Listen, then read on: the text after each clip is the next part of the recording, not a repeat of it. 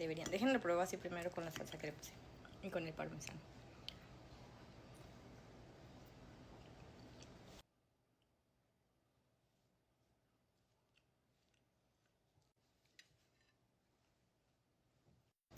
Ya volví. Me dio una enchilada.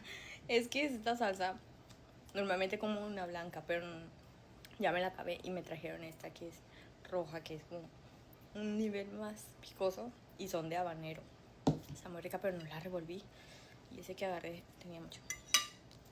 Y de este lado, bueno, vamos a ponerle unos deliciosos jalapeños.